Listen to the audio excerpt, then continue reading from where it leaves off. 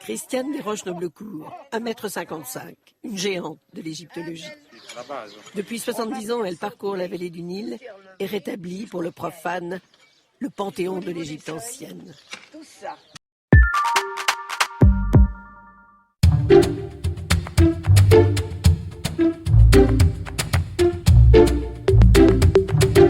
À voix nue. Toute cette semaine, de lundi à vendredi, rencontre en 2007 entre Pascal Vernus et Christiane Desroches-Noblecourt. Ce soir, le sauvetage des temples de Nubie. Madame Noblecourt, je voudrais vous dire combien nous sommes heureux et fiers que vous nous accordiez quelques entretiens. Vous êtes une personne double, Madame Noblecourt.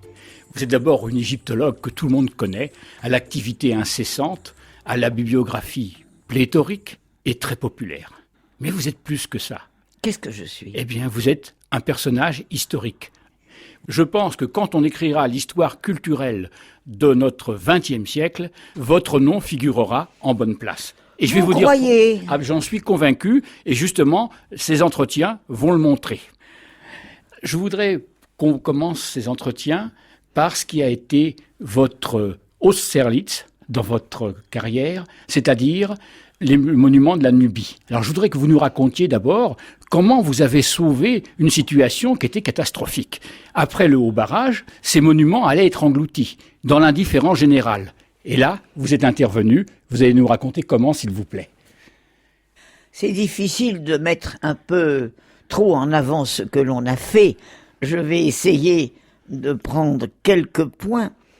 J'étais arrivé une fois de plus en Égypte à la saison des fouilles, au début de l'hiver, et j'ai entendu dire par des collègues égyptiens que la Nubie allait être noyée. Alors, je demandais pourquoi. On me disait parce que on va être obligé de faire un barrage qui permettra la retenue des eaux du lac, l'inondation, pour que l'Égypte ait un peu plus de supplément d'irrigation, alors que toutes les eaux de l'inondation s'écoulaient à la mer beaucoup trop vite pendant les périodes d'été. Et je ne m'étais jamais vraiment penché sur ce problème, mais soulever ce drame, qui ne paraissait pas être un drame si terrible à ceux qui étaient autour de moi. Pour moi, ce drame était absolument insurmontable. Et j'ai demandé à tous les Égyptiens, aux fonctionnaires, aux techniciens et scientifiques qui étaient autour de moi, ce qu'ils pensaient de ce problème. Et pour eux, le problème était réglé. On devait condamner la Nubie. Elle avait déjà été en partie condamnée quand on a fait les premiers travaux du premier barrage, mais en laissant tout de même la possibilité, avec les eaux d'été que l'on pouvait retenir. Mais à partir du moment où on construisait un mur, une fortification qui allait barrer la route aux eaux, c'était fini. Et quand j'ai entendu l'explication rapide qu'on me faisait de ce que je considérais vraiment comme un drame, alors là, je me suis élevé. J'ai piqué une colère. Il m'arrive quelquefois de piquer des colères. C'est jamais pour moi, mais il faut toujours piquer la colère quand c'est nécessaire et quand il s'agit d'un sujet aussi grave. C'était un sujet très grave, parce que condamner la Nubie, c'était condamner une partie de la radiance qui entourait l'Égypte, l'égyptologie et les Égyptiens. Je n'ai pas eu beaucoup de succès tout de suite, mais à la fin, j'ai fini par trouver un très haut fonctionnaire égyptien qui s'appelait Mustapha Amer, qui était directeur adjoint des Antiquités, à qui j'ai dit « Il est impossible que vous laissiez faire. » Il me dit « Mais je ne peux pas faire autrement. » La façon dont vous me répondez, lui dis-je, m'afflige. Vous, Égyptiens, vous baissez les bras. Il m'a dit, je peux pas, je n'ai aucun moyen. Alors je lui ai dit, puisque vous n'avez aucun moyen, déléguez-les-moi. Permettez-moi d'agir à votre place, dites que j'ai outrepasserai tous mes droits, que je suis une femme épouvantable, mettez-moi à la porte de l'Égypte, mais attendez que j'y réussisse mon projet. Il était assez spirituel, il m'a dit, je vais essayer de me taire jusqu'à ce que vous soyez arrivé au but que vous recherchez, mais ça m'étonnerait beaucoup, enfin, je vais essayer. Il a commencé par essayer d'empêcher mes réflexions trop percutantes qui tombaient dans des oreilles de destructeurs qui ne pensaient qu'à une seule chose, c'est d'avoir la paix. Ce qui n'est pas heureusement complètement arrivé, car je suis arrivé à tomber devant des oreilles favorables qui m'ont écouté. Et cette histoire de la Nubie, de la destruction du terrain qui était vaguement dans les airs, est devenu le problème numéro 1 en Égypte. Oui, je crois que vous avez eu une intervention particulière avec le général de Gaulle. Je crois que l'anecdote est savoureuse, vous pourriez nous la raconter. Laquelle? Parce qu'il y en a eu plusieurs. Je crois que vous êtes engagé au nom de la France et que ensuite vous avez été voir le général et que vous lui avez dit « Mon général, je me suis engagé au nom de la France, maintenant il faut suivre ». Oui, il est évident que je ne pouvais rien, vraiment, faire de constructif, ni aboutir à un résultat si je n'allais pas le plus loin possible. Or, aller le plus loin possible, il y a 20 ans, devant une assemblée internationale d'êtres immobiles, à peu près. C'était très difficile. Alors, le mieux, c'était de frapper très haut. Moi, je me suis dit, très haut, quand on mesure la taille des gens, il n'y a que le général de Gaulle. Je vais donc aller voir le général. J'ai été voir le grand Charles lui-même en demandant un rendez-vous au sujet duquel j'étais obligé de confier à son secrétaire les raisons de mon rendez-vous. Alors là, la prudence m'a reprise et je me suis dit, si je dis le sujet, on va me mettre à la porte. Donc, j'aurai pas le rendez-vous du général. Comment faire? Alors, je me suis rappelé que j'étais une femme. Et les femmes, quelquefois, ça doit ondoyer. Alors, j'ai été voir un ami du général, un de ses amis. Je lui ai expliqué pourquoi je voulais voir le général. J'ai pas tout dit, mais j'ai tout de même expliqué. Mais je n'ai pas dit le but exact que je cherchais, mais les raisons pour lesquelles le général devait être informé. Et j'ai eu mon rendez-vous. Une fois mon rendez-vous acquis, je me suis rendu à ces prescriptions très précises, tel jour, telle heure, demander tel secrétaire au secrétariat, et je suis arrivé devant un géant qui m'a reçu galamment, avec énormément de gentillesse, des allures de grand-père devant moi, car il me dépassait de je sais pas combien de têtes, et puis il savait à peu près que je devais lui parler d'un sujet qui me tenait à cœur, mais il ne savait pas tout. Il me reçoit dans son bureau, il s'assoit, après m'avoir demandé de prendre place, il met ses deux mains sur son abdomen qui était déjà assez considérable, et il me dit « Alors, madame, de quoi est-il question ?» Alors j'ai commencé à lui raconter mon histoire. Il a écouté avec une patience de grand-père qui écoutait une petite fille qui lui racontait l'histoire de son dernier joujou. Mais ça l'intéressait.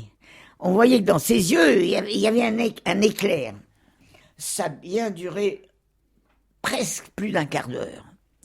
Je lui ai tout raconté à toute vitesse, mais j'ai tout raconté, l'histoire de la Nubie, ce qui s'était passé avant, pendant, après, ce qui pouvait arriver, ce qu'on avait à craindre, etc. Et à la fin, il m'a dit « Grave problème, mais c'est énorme ce que vous me demandez. » Mais je lui ai dit « Général, je ne viens pas vous parler d'une peccadille. Je viens de vous parler d'un problème qui est à votre hauteur, qui est à votre mesure. Donc, il n'y a que vous à qui je peux le parler. Parce que j'ai envisagé les personnes d'autres pays, mais je me suis dit, si je ne convainc pas le général de Gaulle, c'est même pas la peine d'aller en parler même à un homme comme Churchill ou même Roosevelt qui était disparu. C'est pas possible. Alors il m'a bien écouté et il m'a dit, il vous faut des gens convaincus. Il n'y en a pas beaucoup. Ces gens-là, vous n'arriverez pas à les avoir par intérêt. Il faut que ce soit des gens qui croient en idéal. Mais je lui dis, mais général, je me suis adressé à vous. Alors c'est exactement la description du personnage que j'espérais et que je viens de poursuivre. Et une fois que la personne dont vous venez de me donner des définitions est convaincue, la bataille est gagnée. Il m'a dit, oh, c'est très audacieux ce que vous venez de dire. Général, c'est à votre hauteur. C'était pas un coup de poing dans son nez. Il n'avait pas besoin d'un compliment pareil. Mais il a quand même écouté. Je lui ai dit, général, c'est à votre hauteur. Je ne peux pas aller demander à n'importe qui. Je suis venu vous le dire parce que vous êtes le seul personnage capable de comprendre l'importance internationale. Non pas que j'entrevois, tout le monde devrait l'entretenir, mais qui existe. Mais ce que je ne voudrais pas, c'est que cette importance échappe à un Français. Il a écouté, il n'a pas dit un mot, hein, il a écouté. Il m'a dit, c'est votre but. J'ai dit oui, c'est mon but. C'est mon but, c'est mon but, et mon but est avant tout que le général de Gaulle donne l'exemple. Parce qu'il est le seul capable à être suivi. Moi, je ne suis qu'un moteur. Moi, je suis l'égyptologue. Alors, mon métier d'égyptologue, c'est de vous avertir. C'est tout ce que je peux faire. Mais vous, votre métier de grand Français, c'est celui de prendre au sérieux ce que je vous dis et d'agir. Si vous pensez que c'est important, vous agissez. Si ça ne vous paraît pas important, si vous pensez que vous pouvez n'importe quel chien mal peigné de prendre le problème en main et d'aller faire le commis-voyageur dans le monde entier et de revenir bredouille, laissez faire. Moi, je m'adresse au général de Gaulle, parce que le général de Gaulle, je m'excuse, a fait ses preuves. Mais vous êtes le seul capable, après les preuves que vous avez données, de réaliser ce que je rêve pour mon pays, que ce soit la France qui prenne le branle. L'argument était irrésistible alors. Oh non, il aurait pu être simplement flatteur, mais il a très bien compris. Il m'a dit, oui, mais vous me demandez des choses. J'ai dit, oui, je sais, général. Vous êtes accablé de devoirs, accablé de problèmes. Vous en avez eu beaucoup, vous en aurez encore. Mais à qui puis-je demander et qui puis-je alerter, éclairer à fond? Et je ne vous donne pas immédiatement toutes les conséquences de cet ouvrage, parce que ces conséquences, je vais vous les donner. Il y a énormément de répercussions. Mais quand vous serez alerté sur tout le problème, je pense que vous êtes un des seuls à qui on peut confier le problème et ne pas le gâcher. Lorsque vous avez rencontré le général de Gaulle, vous vous étiez engagé au nom de la France sans avoir de mandat. Qu'a dit le général de Gaulle à ce moment-là? Je n'avais aucun mandat. Qu'a-t-il dit alors? Il vous a pardonné? D'abord, il ne s'attendait pas à ce que je lui parle d'un mandat que j'aurais pu obtenir sans son autorisation. Mais il a bien fallu que je lui dise. Alors, j'ai pris l'exemple qui est passé devant nous, c'est-à-dire le fait que telle chose n'avait pas été promise, ni même proposée. Je lui ai dit, mais personne ne m'a jamais autorisé à faire telle chose. Si je les ai faites, vous n'étiez pas là pour que je puisse vous demander l'autorisation. Il a regardé, il a fait son œil mauvais, et puis il est redevenu très gentil. Il a dit, vous avez gagné, madame, vous avez gagné. Il était extraordinaire, cet homme, extraordinaire. Elle leur dit, bon, alors on va faire ça, on va faire ça. J'ai dit, oui, mais ça, faut faire attention, hein, parce que ça on aura des ennuis pour telle chose. Il m'a écouté. Et puis pour le reste, il a appelé un de ses adjoints qui s'appelait Burin Desrosiers. Je ne sais pas ce qu'il lui a raconté. Desrosiers est parti, est revenu avec un attaché d'ambassade qui s'appelait Maillard, qui est maintenant attaché d'ambassade, ou du moins secrétaire général des Affaires étrangères, monsieur Maillard. Il lui a dit quelque chose, il lui a expliqué pas mal de trucs, il m'a posé des questions pour que Maillard soit au courant, et puis le problème a démarré. Alors, le budget était conséquent quand même, vous aviez demandé beaucoup d'argent quand même.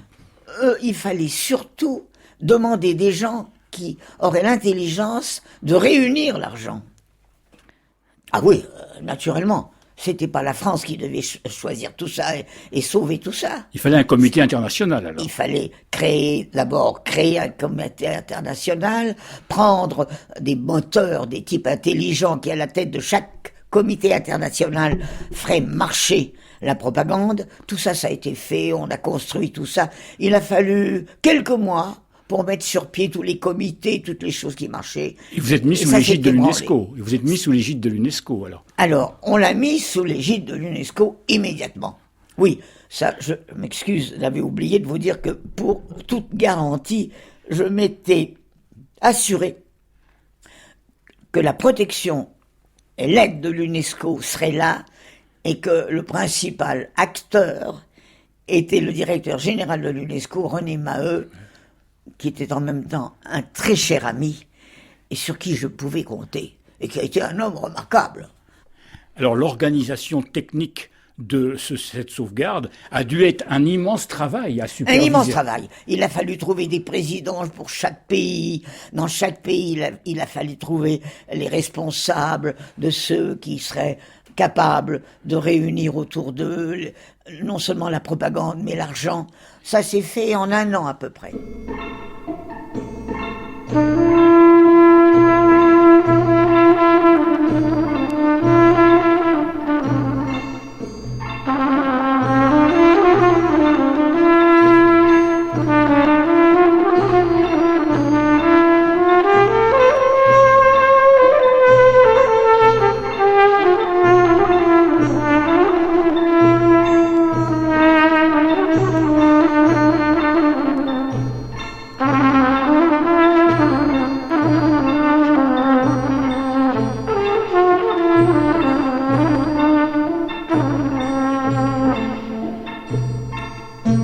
À voix nue. Rencontre en 2007 entre Pascal Vernus et Christiane Desroches-Noblecourt.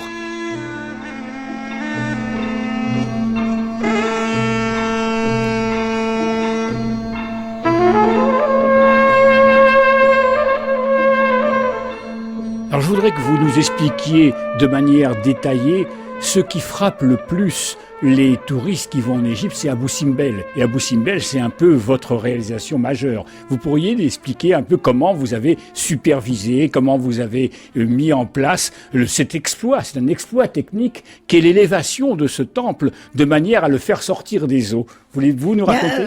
C'était un problème épouvantable, mais c'est malheureusement le problème que l'on a jeté devant mes pieds quand j'ai commencé à demander de l'aide. On m'a dit, oui, vous êtes très gentil, mais vous riez. Vous voudriez qu'on déménage une montagne ? Ben, c'était pas facile de répondre. J'ai dit, si, c'est possible. Ils m'ont dit, il y en a un qui était à côté, qui était le conseiller du directeur général. Il dit, eh ben, elle doute de rien, la petite dame. Mais il fallait le dire. Alors ils m'ont dit, mais voyons, sauver les temples de Nubie, et surtout le plus grand exemple de temple qui est en Nubie, c'est-à-dire ces 2 montagnes jumelles dans lesquelles Ramsès a fait creuser un temple pour sa gloire, un autre temple pour la beauté et l'action de sa première femme, Nofrétari, mais ça n'est pas facile. Alors j'aurais dit, mais naturellement, si c'était facile, je ne me serais pas adressé à vous. Mais j'ai tout de même des jetons dans mon sac. J'ai des ingénieurs auxquels je me suis adressé pour leur demander leurs différents plans. Ils n'avaient pas de plan. Ils m'ont donné des plans, mais aucun ne valait la peine de s'y arrêter. Mais nous allons faire un comité. De ce comité, il va ressortir malheureusement des comités, parce qu'on ne peut rien faire sans des comités, quoique je n'aime pas ça. Mais on va prendre un président général, des adjoints, et on va essayer de mettre sur pied la chose. Ce qu'on a fait, et on y est arrivé, avec un brelan de jalousie internationale que vous ne pouvez pas imaginer. Dans chaque pays, il y avait quelques égyptologues favorables et 2 ou 3 salauds qui auraient fait n'importe quoi parce qu'on ne pouvait pas penser que ça serait, mettons, moi qui ai eu cette idée. Chacun voulait que l'idée lui revienne. Mais je leur ai dit, mais bougre d'idiots, dites que c'est vous qui avez cette idée. Ils l'ont bien dit, mais personne ne les a crus. Enfin bon, on est quand même arrivé à ça. Mais j'ai lutté pendant des mois et des mois et des mois. Quand on est arrivé à mettre ça sur pied, alors là, c'était gagné. Parce que j'avais pour moi le directeur général de l'UNESCO. J'avais d'abord emmené à Abu Simbel le directeur de l'époque, un Américain qui était pas bête, qui s'appelait Luther Evans, qui était le directeur de la librairie de Washington. Il n'est peut-être pas à la hauteur du projet, mais presque à la hauteur. Et il a compris. Et quand il était arrivé, heureusement, à la fin du terme de sa nomination, c'est Véronèse qui lui a succédé, et puis ça s'est très bien passé. L'UNESCO a pris la tête avec René Maheu, qui était français que vous devez connaître, qui était à ce moment-là à la tête des services d'information de l'UNESCO et qui très vite a été nommé directeur adjoint et directeur général de l'UNESCO. Alors ça a été une veine insensée, c'est que René Maheu a été mis à la tête de l'UNESCO. D'abord parce qu'il m'a fait confiance. Alors là, c'est une chance extraordinaire. Je me rappelle, je ne le connaissais pas, et un jour, j'en ai parlé à l'avocat international qui est au bureau de l'UNESCO, qui est un Égyptien, un copte qui s'appelle... Oh, je ne me rappelle plus son nom. Enfin, un copte très intelligent. Et je lui ai dit, il faut absolument convaincre le directeur général de l'UNESCO. Il m'a dit, bon, je vous invite à déjeuner avec lui. Alors, il m'a invité à déjeuner avec Luther Evans, et je lui ai, pendant tout le déjeuner, j'allais dire, servi la salade. Il a eu toute l'histoire de la Nubie, il y en avait même trop. Mais à la fin, il m'a dit, n'en dites plus, j'ai compris, j'ai tout avalé, je suis d'accord. C'était Luther Evans. Alors ça a été épatant, parce que j'ai pu tout de suite convaincre le directeur général de l'UNESCO. Alors, il s'est montré favorable à tous les projets, tout de suite. Et comment vous avez choisi le projet qui a été finalement retenu de découper le temple en petits blocs? Il a été convaincu. Mais une fois qu'il a été convaincu, il m'a dit, bon, quels sont les projets que vous avez dans votre poche? Je lui dis, tous les projets que des ingénieurs m'ont proposés, ils sont pas tous très bons, ils sont moyens, il y a beaucoup d'autres que l'on aurait pu ne pas éviter, mais il faut faire des compétitions maintenant, il faut faire un appel. Alors on a fait un appel qui est tombé dans l'eau parce qu'on n'a pas trouvé un seul type de talent qui ait trouvé mieux. On a recommencé, enfin on a vasouillé pendant plusieurs mois. Et on est arrivé à faire des réunions d'ingénieurs. Et là on a commencé à connaître des gens de talent qui ne s'étaient pas trop montrés en public et qui avaient énormément de valeur. Et ils sont arrivés petit à petit à toucher le point essentiel de toute la sauvegarde des temples de Nubie, C'est-à-dire, il n'y avait qu'un seul moyen, c'était de démonter les grands temples. Les autres temples qui étaient construits, on pouvait les déménager. Mais les 2 temples d'Abou Simbel, avec 2 ou 3 autres qu'on pouvait aussi déménager, ces temples-là étaient des temples grottes, comme les 2 temples d'Abou Simbel.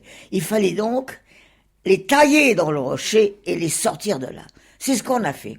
Et on est arrivé à extraire tout ce qui était nécessaire d'extraire du bloc des rochers pour sauver tous les temples de Nubie qu'il ne fallait pas abandonner. Et on y est arrivé. On y est arrivé. Et alors, quel a été votre sentiment lorsque, pour la première fois, vous avez pu voir ce temple reconstitué? Et quelle a été votre... Racontez-nous, ça a été une émotion extraordinaire. Ça a été une grosse émotion, c'est sûr. Mais j'avais tellement parlé de la chose, j'avais tellement tourné autour du sujet que ça me paraissait normal d'en parler toute la journée. C'était devenu mon idée fixe. Il est évident que c'était un projet tellement fou que d'arriver presque à l'aboutissement de la chose, je me suis demandé si c'est pas moi qui rêvais à un moment donné. Mais non, je rêvais pas. On est arrivé. Je suis arrivé à faire extraire les 2 temples d'Abou Simbel de leurs racines rocheuses et les remonter plus haut. C'est invraisemblable, mais on y est arrivé. Oui, il a fallu le découper en petits carrés, en petits blocs, numéroter chaque bloc. Il a fallu les découper en blocs assez gros même. Numéroter chaque bloc et le reconstruire. Les numéroter, les remettre plus haut. Ça a été un exploit. Avec des ingénieurs en partie italiens et français qui ont été remarquables. L'Institut géographique national. Alors l'Institut géographique national a été remarquable parce que ils sont pas, je les ai envoyés avant, ils ont relevé bloc par bloc, ils ont mesuré chaque pierre, enfin ils ont été étonnants. Alors l'IGN a été remarquable. Lorsque vous avez poussé la porte du temple et que vous êtes entré, vous avez vu à la même place pratiquement le temple. J'ai vraiment cru rêver. Je me suis dit mais je me trompe. Ben non, je me trompais pas. Alors vous êtes entré à l'intérieur, vous avez marché vers la triade, là. Et le rayon de soleil est venu au même endroit, à quelques secondes près. Oui, vous nous racontez l'histoire en détail, c'est parce que, à certaines époques, le temple était conçu de telle manière que lorsque le soleil se levait, il frappait le fond du temple. Eh ben, on n'a pas déplacé le temple, on l'a quand même remonté. Eh bien, à quelques centimètres près, le rayon solaire est venu frapper le fond du temple et les 4 statues qui étaient maintenues dans le fond du temple. C'était tout ça, c'était magique. Mais la magie est restée parce que, moi je me souviens, j'étais tout jeune à l'époque. Vous y avez été tout de suite après. Bien sûr, mais ça a défrayé la chronique. Et donc, l'histoire d'Abou Simbel a été le premier mouvement d'une mécanique qui allait s'enclencher et auquel vous alliez donner à nouveau une nouvelle impulsion avec, par exemple, l'aventure de Toutankhamon. Mais avant de passer à Toutankhamon, dans le prochain entretien, nous allons vous interroger sur votre carrière d'égyptologue, Madame Noblecourt, pour savoir comment peut-on être égyptologue. Il faut être fou d'abord. Mais vous nous direz ça au prochain entretien. Insensé ou fou, l'un des deux.